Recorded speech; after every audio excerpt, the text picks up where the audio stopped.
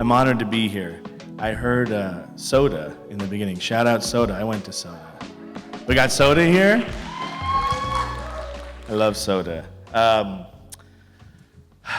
Well, so I just want to tell you guys, so as Lonnie mentioned, I'm coming off of this amazing experience having led a summer camp. And it's my first time ever teaching. I've never taught before. But I watched this summer as 71 kids all came together and made what is turning out to be an amazing film. So I hope you guys can come see it. It'll be at the Roxy in a couple weeks. But because of this, I'm feeling very optimistic about life and about making art. But I'm going to start this conversation in a more grave place because my hopefulness is still, as it always is, tethered to the realities of our world. And right now, our world, I think, is a heavy place. War is everywhere, here and abroad. It can feel hopeless and infuriating at times. This is the part where I'm supposed to tell you that despite those things, it's still really important to make art, that it's vital. But is it? Why is it so important to make art when our world and our psyches are filled with dread and anguish? Even locally here in San Francisco, we're living in a city that is, unfortunately, greased on robotic efficiency.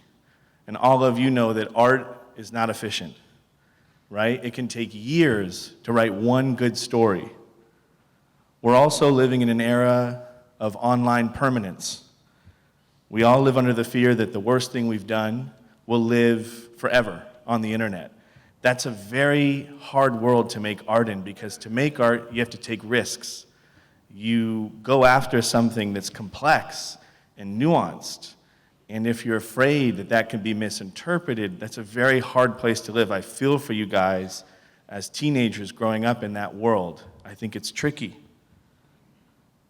Now, for those of you that hear all this and you're still not deterred, there's also the question of how to make art in this very expensive city that we live in, right? It's hard to get by for anybody, but it can be especially hard as an artist where our lives, we don't know when the next paycheck is coming. And a big part of making art is having those early years where we're getting to develop as artists and try things out and just spend time thinking. But of course, it's hard to spend time thinking when, as soon as you get out of high school, you got to get a job to help support your families, right? That's a tricky thing. Now, all those things are, unfortunately, part of the reality. I hope that they're less true in your lives than they've been in the lives of my friends and my collaborators who've dared to make art here in San Francisco. But I know for many of us, that is a part of the equation. I'm thinking right now of DJ friends who got union jobs as electricians so that they could squeak by and pay their rent while they worked on their art at night. I'm thinking of comedians who spend thousands of hours at night honing the craft of making people laugh and then wake up the next day to become substitute teachers. I'm thinking of MoMA security guards who guard the art during the day and then go home and they work quietly on their own unsung masterpieces that don't get to hang in galleries.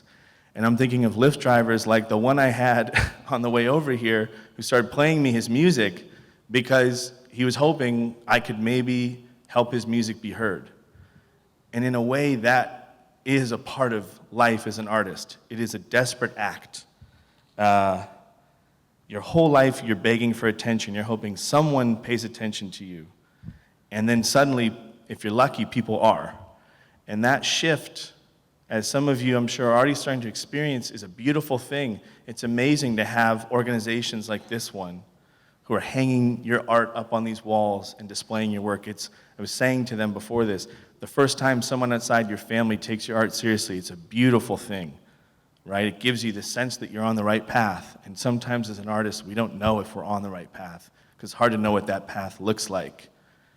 So it's an amazing experience, but it's also a scary one because it pulls your ego into all these different directions. It's a roller coaster ride that we go on in our life of art. So keeping your integrity through all that is a lifelong exercise. And yet, now we get to the good part. So you suffered through the difficult part. Now this is the good part. I not only think that it's worthwhile to spend your life pursuing art, I personally can't imagine my life any other way. I say that as someone that got to experience the deepest joy of my life, getting to make The Last Black Man in San Francisco. That film I got to make with some of my best friends in the world. And just the sheer act of someone giving us money to make something that felt so personal to us that we didn't know if anybody else would care about as much as we did. Just getting to do that was already this like life-affirming kind of pleasure. But then to have experience getting to put that film out into the world and have it change our lives, getting to share this feeling we had about our city with so many people and come up to people after screenings or have them come up to us and to hear them express how much the movie meant to them. Again, I'm sure you guys are starting to get to have that experience too. It's just, it feels incredible to have your work be recognized by others. One of the things that also is really special, I think, about a life in art is the places it can take you. So we made this film as native San Franciscans. Some of us had never left the country. Some of us had never even left the state. But all of a sudden, you have this ticket to a whole other world. And for us, we got to take our film to England and Switzerland, and we got to experience this feeling of making what was a very hyper-local film, very personal film. And all of a sudden, Swiss Italian grandmas are coming up to us and they're crying and saying, we too feel this way about our small town of Locarno. We're watching it change and it feels unfamiliar. So getting to experience that is a very special thing that I think awaits a lot of you. But there's an even more nuanced component of it that I wasn't aware of before this, which is, I took a lot of the guys, for those of you that have seen our movie, you might remember this Greek chorus of guys who hang out in front of Jimmy's best friend's house. And all of us traveled, and I got to watch them be free of a city that's the only city a lot of them have known. They got to go travel and access different parts of themselves.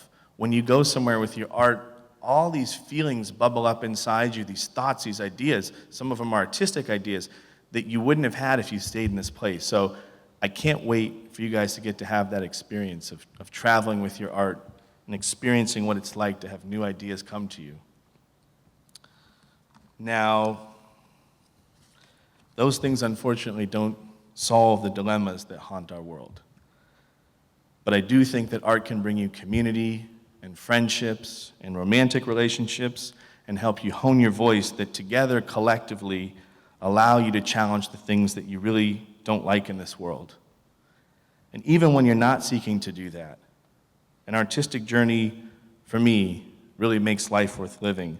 My best friends, my most important relationships, my favorite memories never would have happened if I'd chosen another path. Most adults, I think, at a certain point in life, just strive for a life that's tolerable, but as artists, we get to dream towards a life that's beautiful.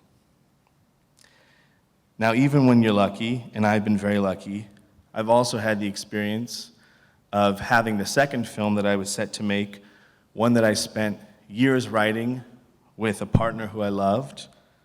I felt the experience of that movie fall apart. The money that I was set to make, money that I was really depending on, never materialized. And shortly after that film fell apart, I also experienced the end of that romantic relationship, which you can imagine collectively was heartbreaking and financially very scary. When you go through something like that, you guys, this kind of multifaceted kind of loss, you have moments, these come to Jesus moments, where you contemplate giving up your life as an artist, where it even feels rational to give up your life as an artist.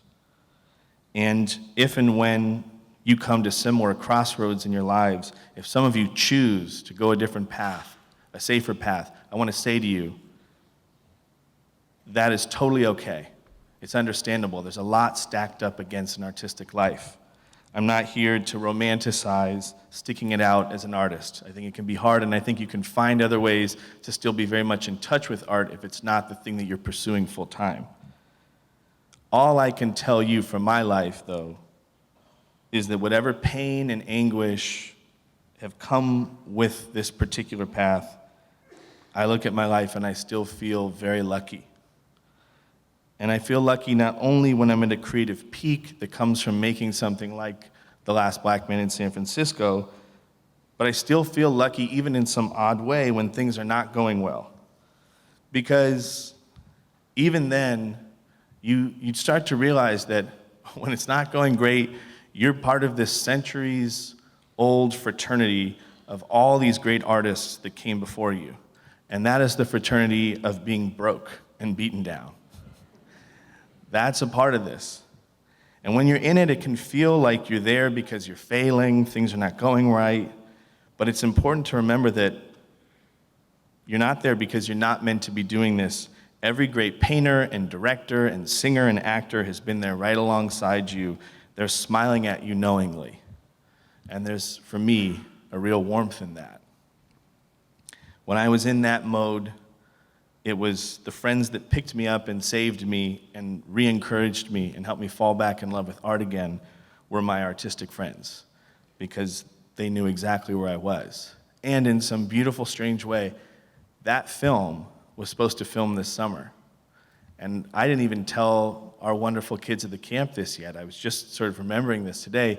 But had that film happened, I never would have had this chance to meet these 70 amazing kids who we just made a film with in San Francisco. And I feel so alive and in touch with like the things that make an artistic life worth living doing that. So in some beautiful way, it also kind of works out how it's supposed to. Now, here's another great thing about being an artist.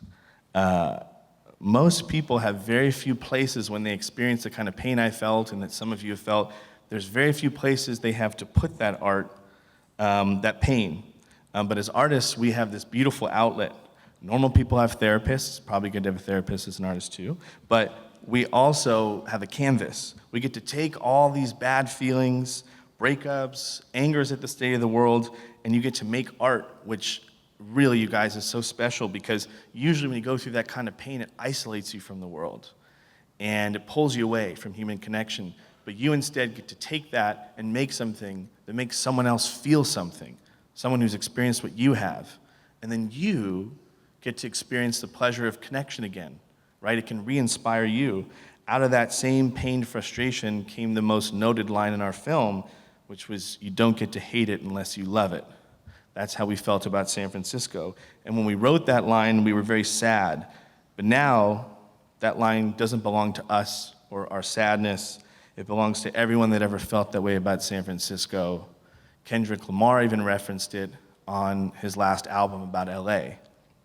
So it's gone beyond whatever it was for us. So, yes, the world is heavy, war rages on, our city can feel like it's slipping through our fingers, the systems can feel stacked against artists, and like the odds are laughing at us, but still we make things, still we have to reach for beauty and for truth and for each other, because I really believe that art is not a luxury, it's not a side project, it's a lifeline. It's the way that we scream into the void and we find out we're not alone. It's how we remember who we are and who we might still become. And maybe most beautifully, it's how we love something even when it's broken. In some ways, especially when it's broken. So if you find yourself wondering whether it's worth it, this path that you guys are on, whether you're wasting your time, whether anyone will care, remember that every great artist once stood exactly where you're standing right now, uncertain, broke, full of doubt, and they made something anyway. So please, you guys, make your films, write your stories, paint your heartbreak, make your beat in your bedroom, shout your truth from Bernal Heights, because someday, someone you'll never meet will feel less alone because you did. And that is holy. Thank you, guys.